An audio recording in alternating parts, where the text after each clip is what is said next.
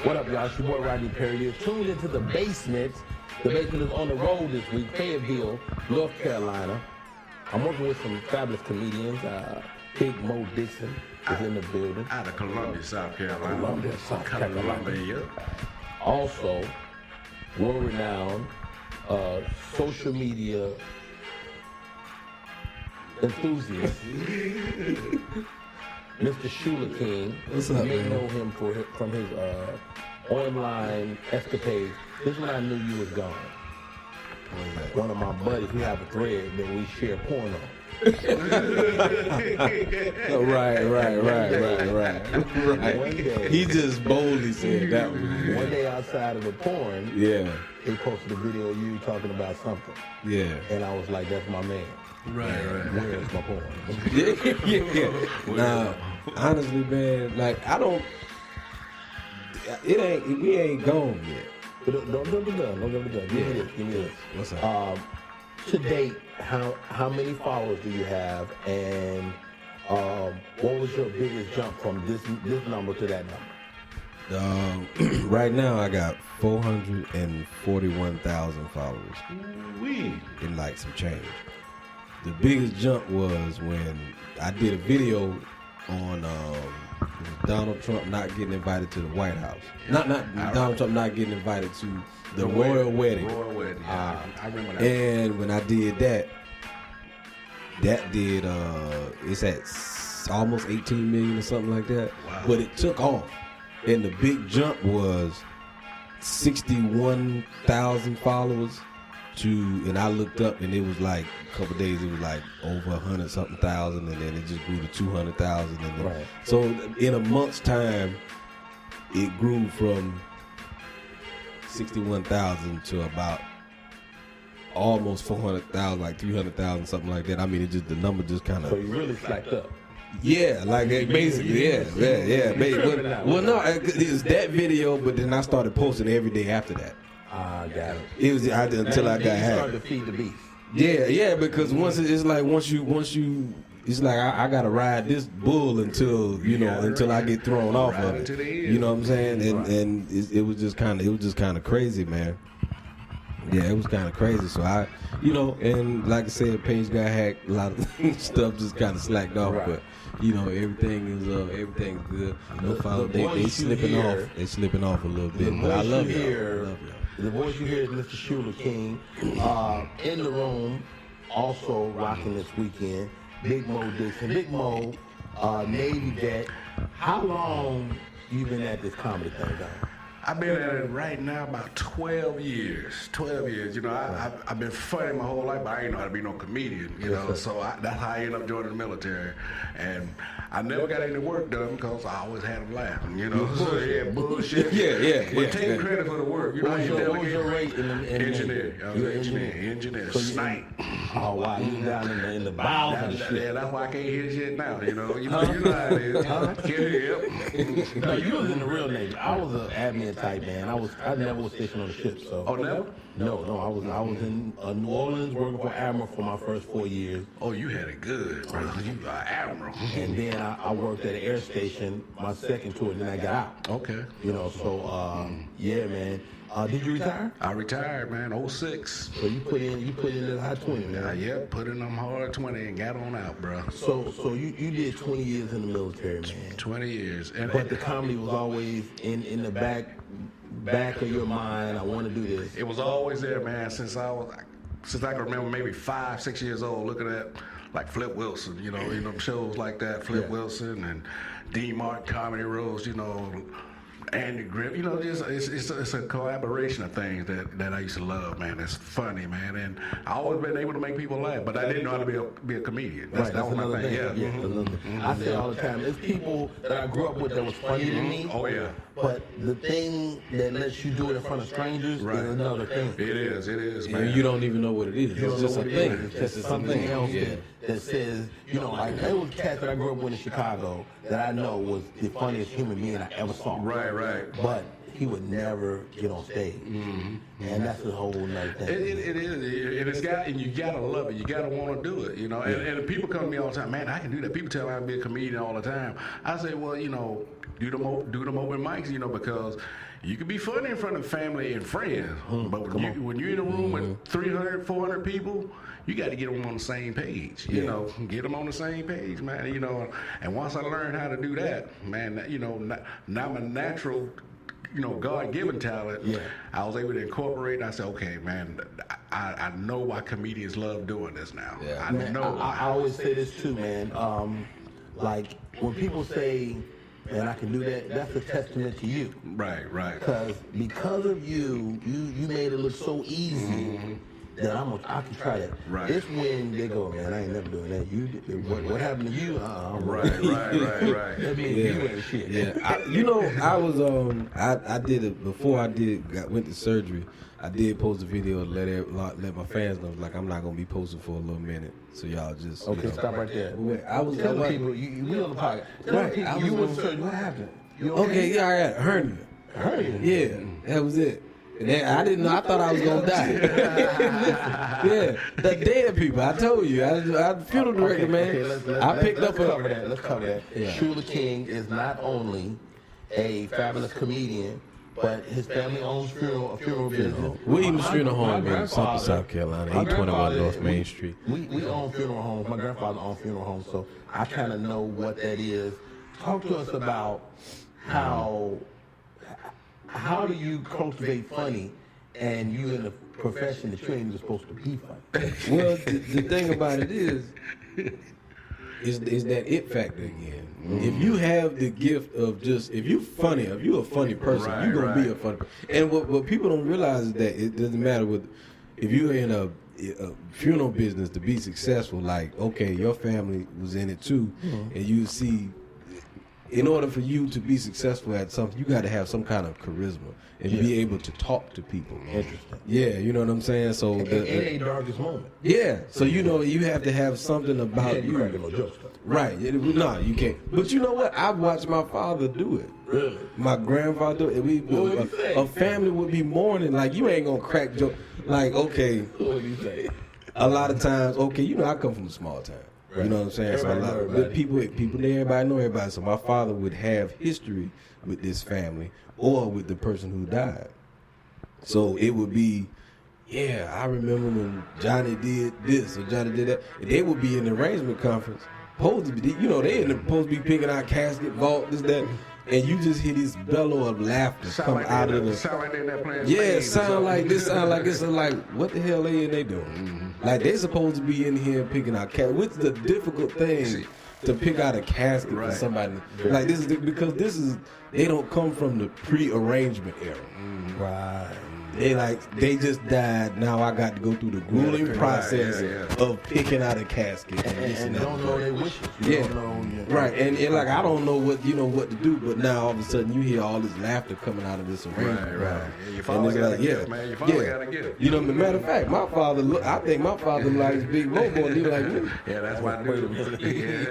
I'm dead. You don't like your comedy? He like my comedy, but he really enjoys Big Mo. Yeah, Mr. Williams is my dude, man. Yeah, that's my dude right now. It's always crazy to see you look at your face, because you remind me of my mentor, Cedric Entertainment. I hear it all the time, man. Every day. To sit this close to you, do you look like Cedric? Every day. I never met him, but I hear it every day. Yeah, if Rodney Perry say you look like Cedric, then you just look like Cedric. You look like Cedric. But you know, I mean, I worked under Ced, so Ced was like one of my first mentors on that level. Right. And the thing that was dope about Ced is that Ced never met a fan that wasn't a friend, like a family. Right. You know, and that's one of his big gifts. So let's talk about that. Let's talk about mentorship. Who are your mentors? Who's the cat in comedy that said, "Hey man, do it this way"? For you, Big Mo. The best advice I ever got was from Hope Flood. Okay. And this is when I was still in the military, you know, because she didn't try to give you no pussy, did Well, see, we ain't gonna talk about that. No, she didn't try to do that. I was stationed over in Hawaii. I was finishing up on my last year, and I just started doing comedy, so I was actually hosted. I was stationed over there. Me and Marvin Hunter. Marvin was over there. Yeah, we started doing comedy at the same time. Shout out to Marvin Hunter. And so, Marvin doing it. He doing the thing, man. And so we was over at Hickam Air Force Base, and Hope Flood, her, and I forget who the other comic came over with. We was doing one at Hickam Air Force Base, and then was gonna go the following night to the Marine base. Hickam, the night that they must have had about 300-400 people up in there. Mm-hmm. And then the next night we went down to the Marine base. I think 10-15 people showed up because pretty much everybody came to the show the night before. Right. And like I said, the other comic name escapes me right now, but he was like, man, 10 people, man, we're not doing this show. Hope said, we're gonna do the show. She said those 10 people got ready to come out here to laugh. She said, I don't care if it's 10 or 10,000. Give them and I learned from that, because like I said, I done did comedy 3 people show. It'd be 6 comedians and 3 people. Right. Right. So that when she said that was one of the best things I ever heard from a comedian, to give me that advice, and I took that and ran with it. Like I said, I done been to clubs it might be 500-600 people in there, and when you been on the high, I've been on shows with Ricky Smiley, a couple thousand people. Then the following week, go do a show, 8 people show up.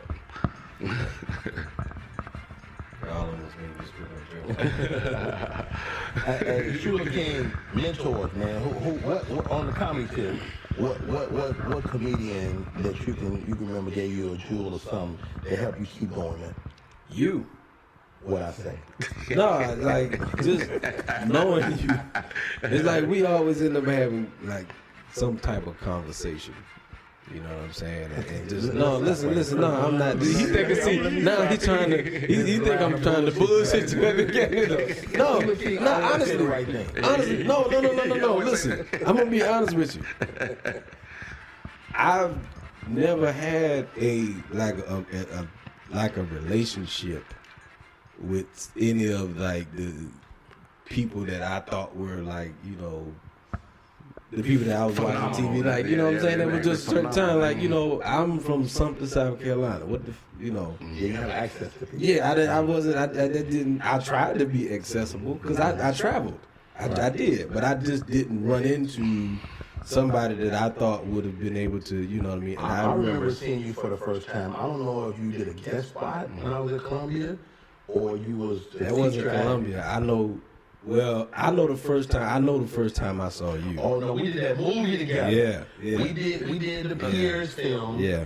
I didn't even know you was a comedian. Right. Because I didn't want to talk that much when I first met. I was like, that's Rodney Perry. I don't want to tell you that. Let's go back. So we did the movie. You was playing the villain. So you were face with him on camera. Yeah, I was a scarecrow. Yeah, you was. Oh, y'all did the Wizard of Oz? Yeah, that's what. Well, it's a horror comedy. And the villain, you couldn't see his face; he was covered. Okay. Yeah. And Shuler was playing it when we had met on the set. Yeah. And Shuler was cool. He was a cool guy. But comedians, until we see you perform, you kind of don't. You just a fan. Right.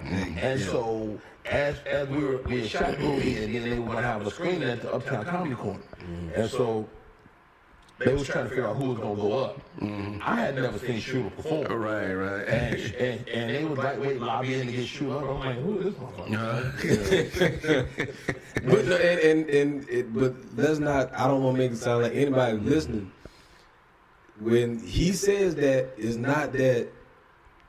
I think part of that was I don't know you, but another part of it was there were other seasoned comics and vet comedians in the room. But something happened where they couldn't go up for whatever reason. No, the movie stopped, and Pierre's best friend, he passed. Yeah, it's right around that time. Yeah, he passed.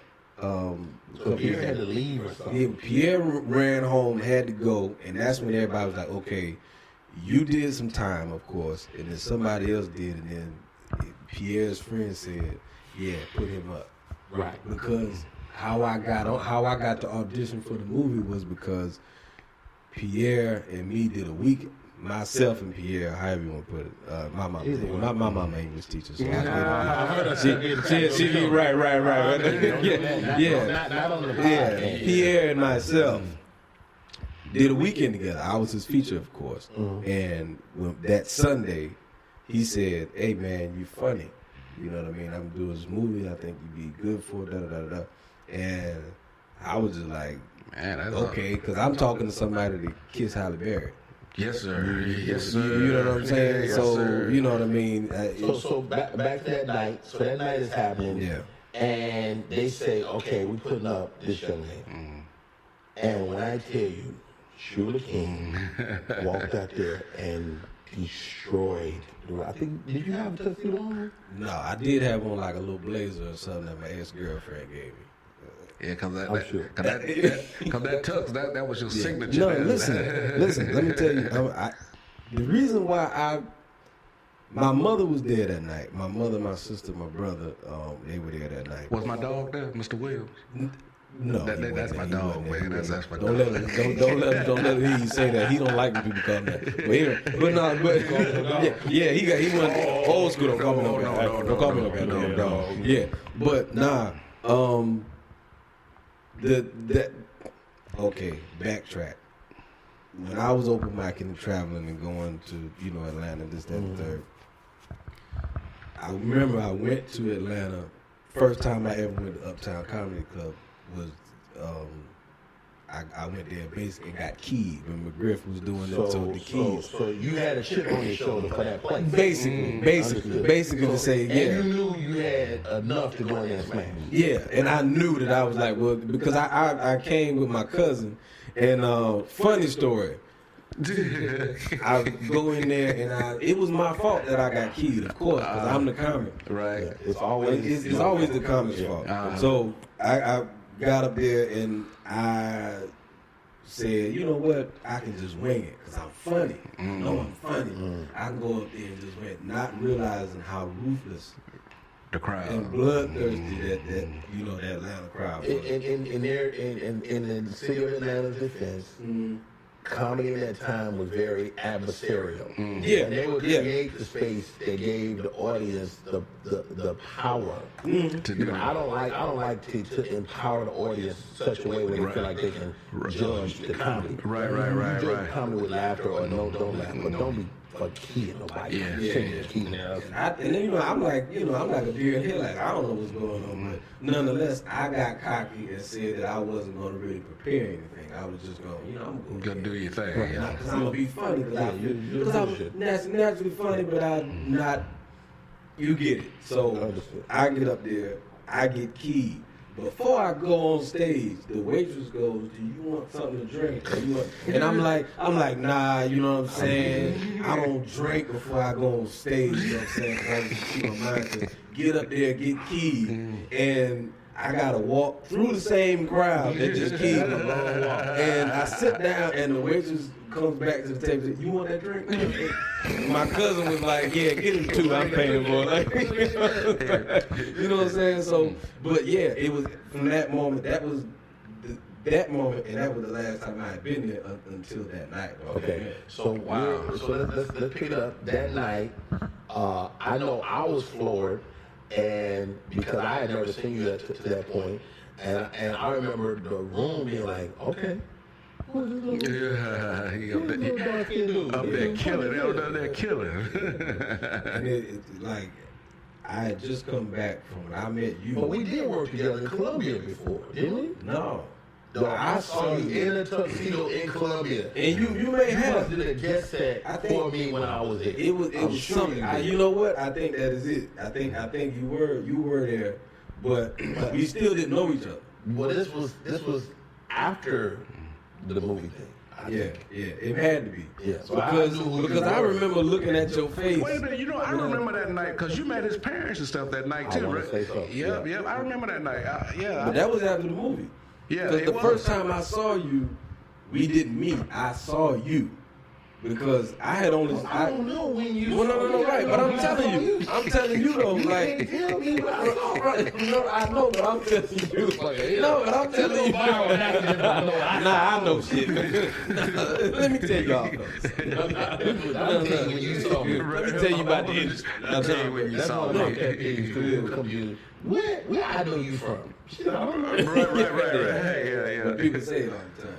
But I saw you the first time I saw Rodney Perry. Mind you, now, I knew you were a comedian that I had only seen you from the Monique show. So I didn't know, like, I had never seen Rodney Perry work. Right. I was at the, not the Comedy Store.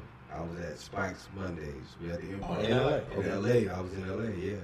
Because when you saw me, they do the thing in Uptown, I had just come back from California. Oh, I don't have no recollection of you in L.A. at all. Right, I know. Because I was B-R-O-K-E.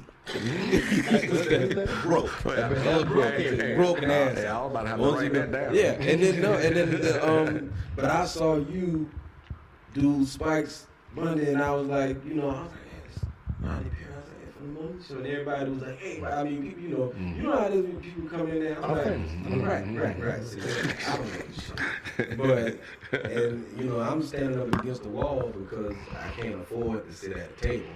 I'm sure I wasn't at the table either. Yeah, no. But see, you was that was my choice. I was holding the wall up, like you know what I mean. Yeah, I was holding the wall up, and I saw you perform, and I was like, damn, wow. You know what I'm saying? I was like, damn, this dude funny as hell. You know what I mean? Like right. And I was just like, god damn. So from that point, but I didn't have like, what was I supposed to say? Right. Like Big Mo Dixon. Yeah. I've heard your name all through my career.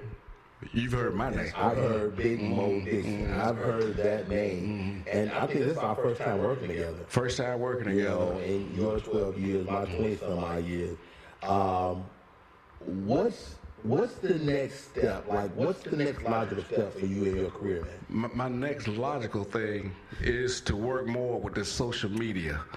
To really get out there, because I actually had to put my comedy on sideline for about 3 to 4 years. Recently. Yeah, the last 3 to 4, because my wife, she was sickly. She was really sickly. We ended up having to take her down to Charleston. They couldn't find out what. They ended up taking her to Duke University. And come to find out, it was her intestine. Even though they did the MRIs and CAT scans, they didn't really, until we took her to Duke. It was twisted. Her lower, it was twisted to where she was constipated one way and throwing up the other way. They couldn't figure out what was going on until we took her there. Wow. And so I was always staying pretty close to home because she was sick on a regular basis and stuff. And I really couldn't. All our kids are grown and gone, But it was just I didn't. I was out there on the road, man.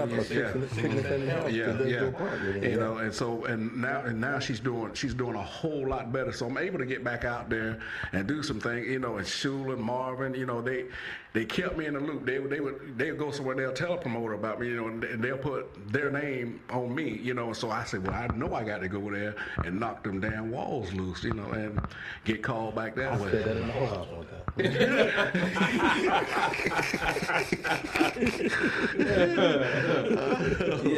Yeah. But I'm looking more now and working toward the social media and just trying to put myself out there a whole lot more, right. Because when you say social media, are you? Well, let me tell you this: what I think works. I think what you do works in terms of one man in the camera talking about whatever. Right.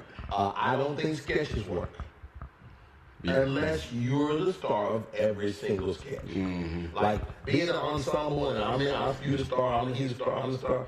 People can't lock into that. Right. And they might lock into the group, they might think it's funny, but it might go viral. Right. But it's very difficult for one of us to be able to sell tickets based on that. Right. So as I look at the Justin Larry's of the world and the Country Wayne's of the world, what works is one-on-one man with camera, and people get to go, who is that? Right, yeah. Now, Shuler, you had a chance to see that. Have you seen it start to affect your attendance for you at your shows? Yeah, because we got 3 tonight. We got 3. When Usually they got wouldn't we help got them. And honestly, I think we just got to get a little more organized. And I think we talked about that earlier. When you say organized, what do you mean? What does that mean? Just organized and putting the shows together and saying, hey, I'm gonna be here, and I can put it out a little bit more because when I'm the difference is So you got to be able to call those people to action. And I really because I'm experiencing with people now. They come up to me and say it went from, man, I'm glad we caught you. Like, golly, I didn't know who you were, but man, right. Funny. It went from that to, man, we drove 2 hours just to see you. Yeah, that's when you. And that happened tonight. And when I when we was at the Comedy House, people walked up to me and said, we drove from Augusta. I'm like, you drove from Augusta, Georgia? To Fayetteville. I'm coming to Augusta. That's like, I will be Augusta. Like, I'm passing through. I'll get there. Yeah. You know what I mean? Like, y'all just couldn't wait. And that's crazy. Yeah, That's when somebody says, I'm not going to wait till he comes to Augusta. He in Columbia, all right, we go. I got gas. Right, that's Yeah. And I mean, and I like it is. That means it's becoming an event, which right. is dope. And my thing is, it's like it's humbling. It is. This is what's so dope about this time in comedy. And Big Mo, you talked about it, but I got to figure the social media out. Shuler King, you have kind of figured the social media out. When I was at this juncture, the same juncture of my career, we was trying to get on TV. You had to get on comedy. You had to get on Def Jam. You had, and it gave us something to work toward. Y'all don't really have that outlet. What's the TV show that could make your career? It don't exist right now. Right. So the beautiful thing is it's sitting in the palm of your hand. You know, what did you just say earlier? You got 6 billion people in the palm of your hand every day. 6 billion. But you got to figure out. So is that masturbation? Yeah. Is that what you're talking about? I've had about 6 billion people in the palm of my hand since I was about 12. It was on my knuckles. So you go backhand? Yeah, it was on my knuckles. I put them on the knuckles, about 6 billion. Yeah. Okay, let's change gears. Okay, yeah. Y'all can't answer this because y'all. But wait, I want to say one more thing about when you talk about that social media thing. Sometimes it's like you got to just keep trying stuff until you find out what works for you. And knowing, like, because sometimes people post the same exact thing to Instagram and Facebook simultaneously.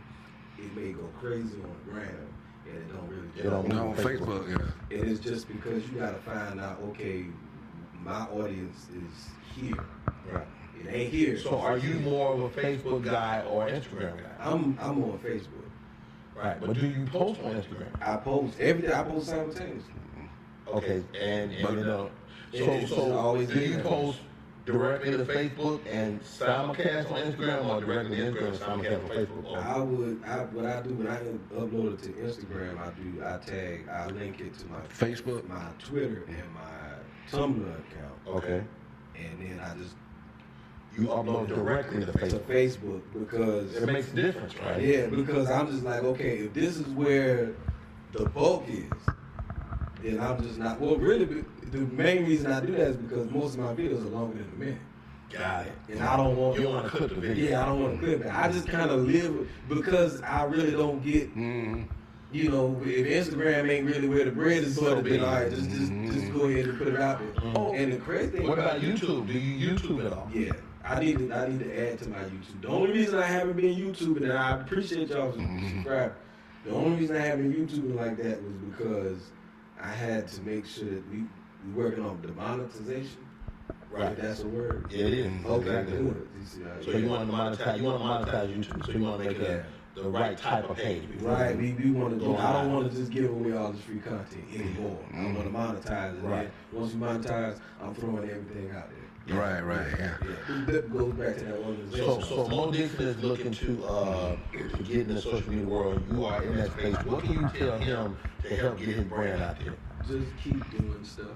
Yeah. Like I there was no plan. That can't be it. No. It's like this. You ain't got worthless. You know what I'm saying? It's like, all right, man. That's from that Easter jacket I had. Yeah, the Easter jacket I had on. Jacket and shit, man. And then you was having to be talking about glitter on the stage tonight. So I think I ended up putting glitter on a lot of motherfuckers tonight with that Easter jacket. Advice, I would say that half the battle is figuring out how to work them damn programs, apps. Mm-hmm. And if you use pictures in like a split screen, yeah. You want to use it. We talked about this earlier. I said pictures are almost more important than whatever it is that you're talking about. Because people see before they read. Like you don't like so whatever you talking about. So the split screen works. It works for me, like because I have my subject matter. Let's talk about what apps do you use? I use Pick, Play, Post. I know about that. I record something, upload it into iMovie or Pick, Play, Post. Or both. Yeah, because I edit in iMovie. What do you use to make it fit in the square? Or do you use anything for I use an app called Square Size. That makes it fit in the Instagram and into a square. Okay, it's just... What is that? It's called Square Size? Square Size. S-I-Z-E. S-I-Z-E. Square Size. That's a dope app. And you can put the text on the top and bottom if you want. Yeah, that is dope. So Square Size. And I got all my viral buddies in LA. He give me a look at all these apps. You got a crew. But you need that is one of the things too. Knowing somebody who is kind of, because my boy is Jazzy Banks. I don't know if you know. Right. He's in Atlanta, right? Yeah, he does. I just started following him, man, and I didn't know who he was, but I started following him. He seems like a good guy. He is, man. Let me tell you something. He is somebody that needs to know you. Is he a stand-up?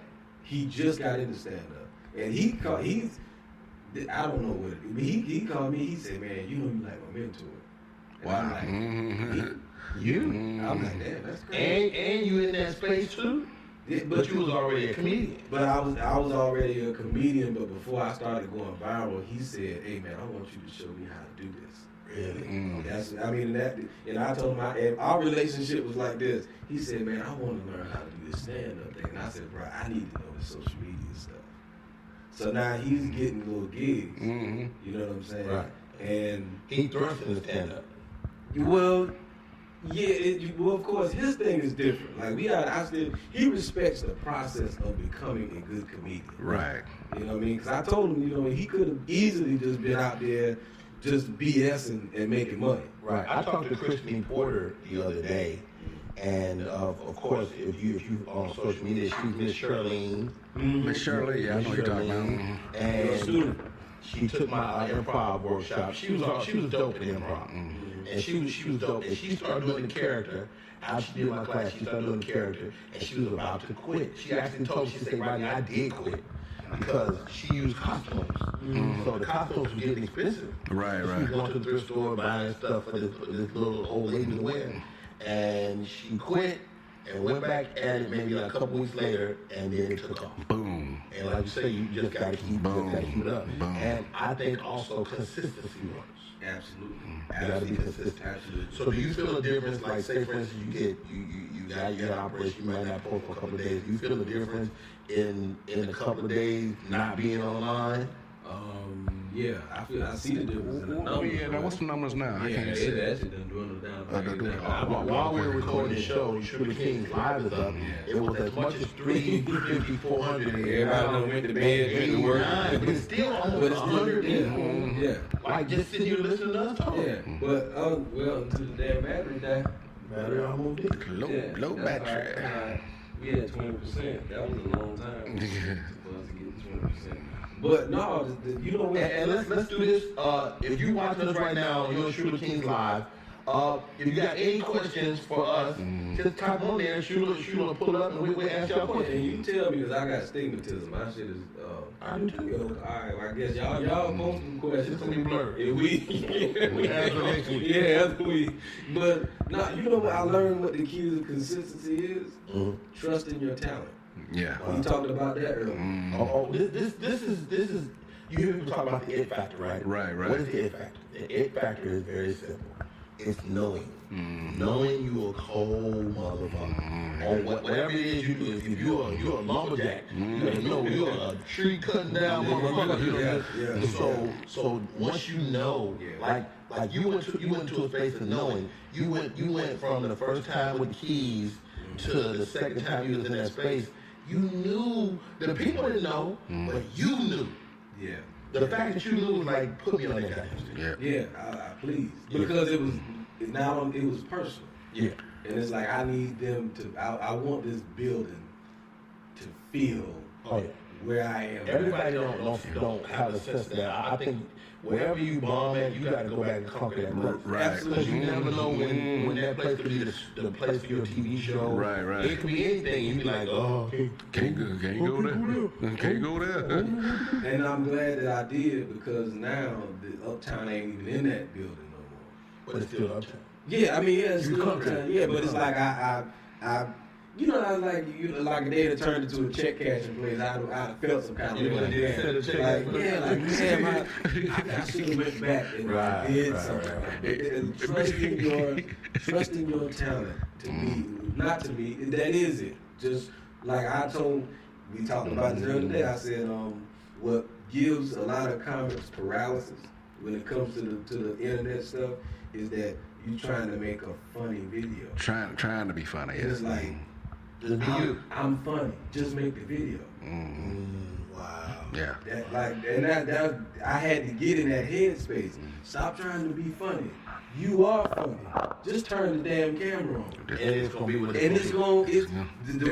video that did the biggest was just me talking shit. That Donald Trump video that did 17 minutes, it's not edited. I cut some of it off because it was longer than it was, but it was 2 minutes and something. You know what I was doing? I was driving in a limousine going to pick up a family for a funeral. I got my bow tie on and everything, and I said I need to do something to keep my page active. I just want to post something because I was like, even if it's kind of funny. Now, was it on a fan page or just a It was regular on the fan page. So you were on the fan page? Yeah. Because if you're not on the fan page, you spin your wheels because your personal page will pop out of 5,000. Yeah, it just pops. Yeah. So, but Ryan Davis was the one that told me, he said, put it on the fan page, put it on the fan page, and share it to your personal page. And then another thing, what I do too, a little secret, these groups, these Facebook groups with large numbers, I share them and put them in there. Smart. Man, that's smart, You got a man. group that got 600,000 members. Boom. Hey, you know what I gotta do? It don't always You work allow people to share stuff on your page. Have you monetized that yet? to allow stuff people to share. Because to post to your page is to post to 100,000 people, 200,000 people. So do you sell that? Some people ask. To get unhacked. You know, Unhack me, you nigga. Yeah, because I'm like, you unhack me. Because I don't need to be sharing certain But you still information. access people because you're live and they came home, so they're there. Yeah. So what you've been hacked. I've never been hacked. Have you been hacked before? So what does that mean?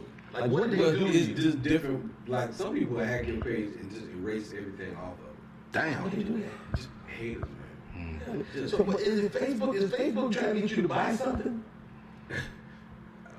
Some type of security. You know, I'm a conspiracy theorist. Yeah. So I never even thought about that. let's do this, gentlemen. This is the podcast. This is the base. This is your boy Rodney Perry, Big Mo Dixon, my man Shuler King. So let's do this. Let's go top 5, guys. Okay. Top 5. Top 5. Big Mo Dixon. Top 5 sitcom mothers. Top 5 sitcom mothers. Go. Damn. I was gonna say Florida. Yeah, you know, Florida, good time, okay, that's one. You got Sitcom one, mom. Sitcom mom. Let me see. Hold on. What's let's go. Are you ready for this? Oh, that's all right. Okay, yeah, man. It's the mom. Man, that's a tough one there, man. I never thought about the moms in comedy. Hell, Not necessarily comedy, or the sitcoms. sitcom moms. You got a show just came back on the air. Which? Oh, Roseanne. I actually dig Roseanne. I used to love that show, We don't man. want to care about your relationship. Yeah. So are you saying Roseanne? Yeah, I'll Okay, put Florida Evans, Roseanne. You got 3 more. Three more. Goodness, man. What mom? I used to love 227, but I forget the mom name on 227. But Florence wasn't the mother. She wasn't the mother. She was the. She was the mother. Yeah, that's right. Yeah, Florence Henderson. I used to like. Yeah. And let's go to Jefferson's. Wheezy. Wheezy. And let's go Wheezy. Cause I used to love that voice. You did not love that. It's something about that voice, man. I was like, God damn, why I got to go to George. Mother Jefferson, come on over here and tell Is George. that 4? So let's recap. You said Roseanne. You said Florida Evans. You said Florence. You said, what did we just say? I tell you, let me throw in one of my favorite sitcoms all time. A lot of people ain't watch it. Was Married with Children. I used to love Peg. Peg was just a little hot. Peg is kind of Yeah. Okay, that's it. So Peg, Florida, Florence, Roseanne. George Jefferson's wife, and Wheezy and Roseanne. Top 5. Okay. Shuler King. Yeah. What's up? Shuler King. Top 5. This might be easier. It might be harder. Top 5 sitcom dads. Oh, we already know that.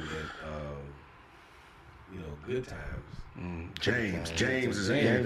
James. I wanted James to be my father. Yeah, James. To me, James was number 1. So I would have to. Not other dads. James is number 1. Well, he was the first one to pop in my mind, but he is worthy of a number 1. He is. And a great guy. I met John Amos. Really nice guy.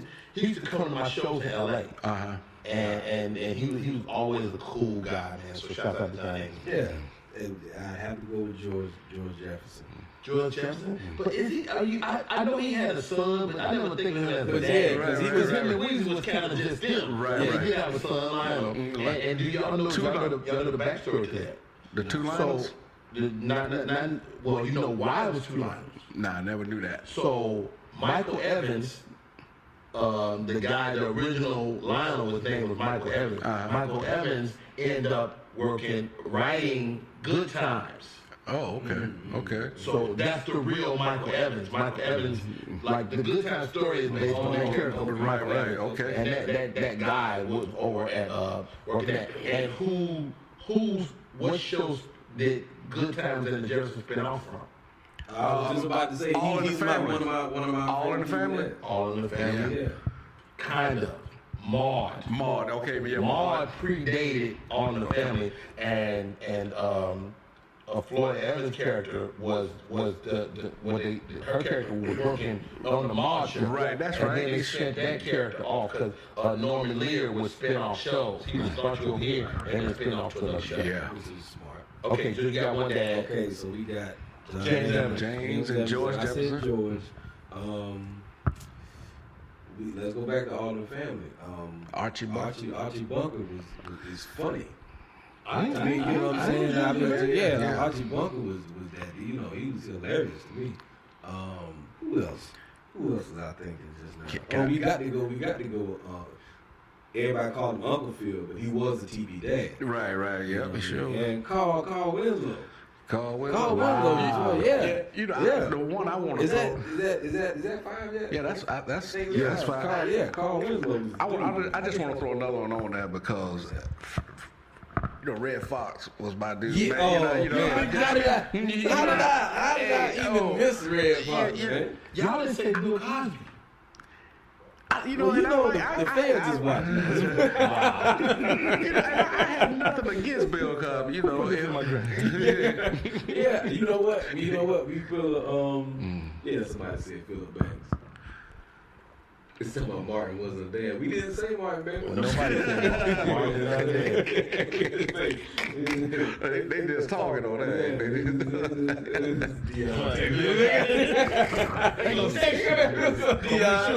What's up, Dion? Wait a minute.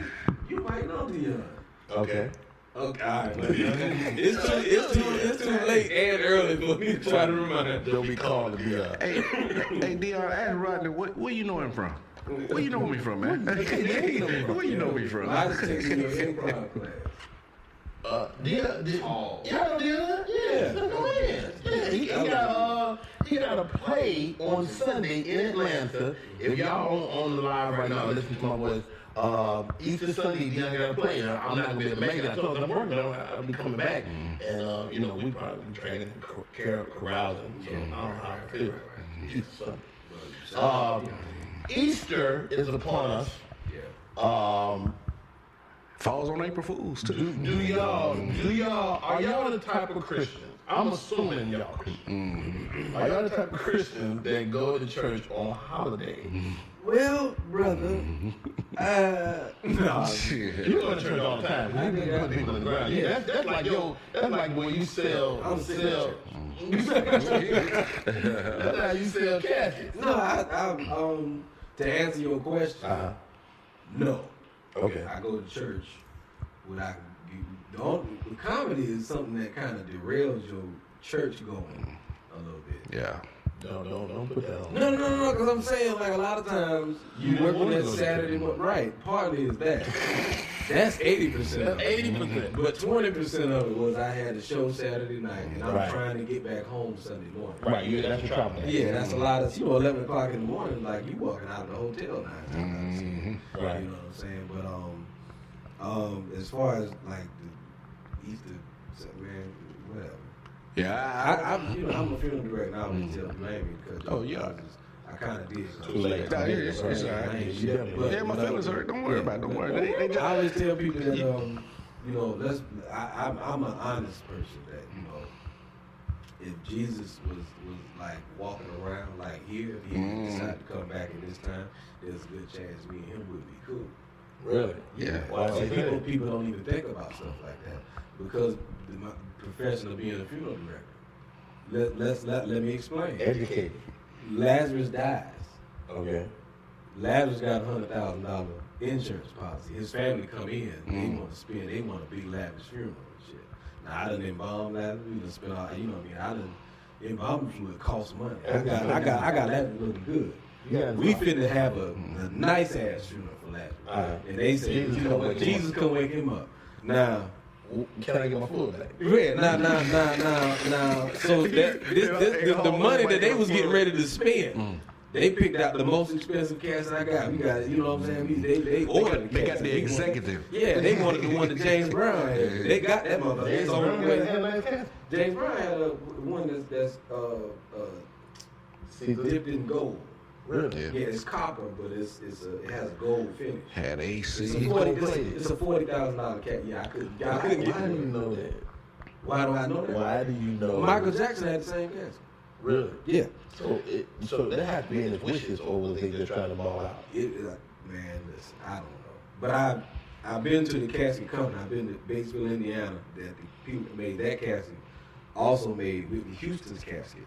And they have, when you go to the company, they have that casket and Whitney Houston's casket. I'm one of them dudes. Put me in the pine box. Because at the end of the day, ask the does. Well, I'm not gonna die, so I really don't worry about it. Oh, you gonna die? That's probably one of the few promises you got in this life. I might faint for a long time. There you go. I'm gonna live a long time because I just got too many bills, and I know ain't nothing gonna happen till I get shit paid off. Right now, the way things going, I'm gonna live a long time because I got a lot of bills. A lot of black people believe that. A lot of black people believe that. You ain't gonna go nowhere with all them damn bills, man. You can be sick as a dog. Yeah, nah, we can't take him now. We can't. Hey, guys, let's get ready to wind down, man. Let's get ready to wind down. We did the top 5. Big Mo, in closing for the basement audience, man. Where do you see Big Mo in the next year, 12 months? Next 12 months, I can see myself being and staying in that upper echelon of comedy, because that's been my wish since I was a kid, And like I was saying earlier, when I first started doing comedy, I knew I wanted to do it. When I first started doing it, the guy, Bo, over in Hawaii, he says, just come back here next Thursday, do 3 minutes. Give me 3 minutes. I'm like, 3 minutes, man, I'm going to kill 3. Man, it was the longest 3 minutes of my life. You know, I'm funny, man, but I didn't know how to put it together. So he worked with us, you know, just work on 3 minutes. Was he a comedian? Yeah, he was a comedian. He's one of those famous comedians over there in Hawaii, you know. And he took me, man, it was about 21 of us. That's your mentor. Yeah, right there. yeah, He was there. yeah. Bo Irvine, that's his name, Bo Irvine. And he took about 21 people that wanted to be comics, and we came religiously every week on Thursday. Even if it went with 4 or 5 people out in the audience, we went up. But and like you said, a year since then, since 2004, I can see myself now in a year because like my wife is feeling better. Wendy says Big Mo year in a year you'll be touring with Shuler King, making the world laugh. Oh yeah, you know. And that could really happen. Yeah. Yeah, we had a thing, you know, one of us gonna reach it, and we're gonna reach back and bring the other guy with it. You know, that's how we're gonna do it. And so Shuler King, 12 months, man. What's down the road for you? 1 million plus followers, and I won't have a movie or a television credit no more. You know what? I'm gonna put a challenge on your plate. I want to see you write a movie. Cool. I want to see you write a movie because I know you can do it. Challenge yourself. I know you can do it. I know you can do it, and you gonna reap so many benefits from it. It's gonna be crazy. It's gonna be the million gonna be you gonna be like, I can't really think about the million when you got my team. Yeah. Hey y'all, it's the basement. Shuler King in the building. Big Mo Dixon. We sleepy, so we about to shut it down. We not about to shut it down together. Put it out. Oh yeah. That bed does look warm. Y'all still do that? This little room got about 7 bedrooms in it. It's crazy. It's like another room back over there. Another room. It's crazy. Hey, I'm Rodney Perry. This is the basement. Shuler King, Big Mo Dixon. We're on the road, Fayetteville, North Carolina. Big Mo.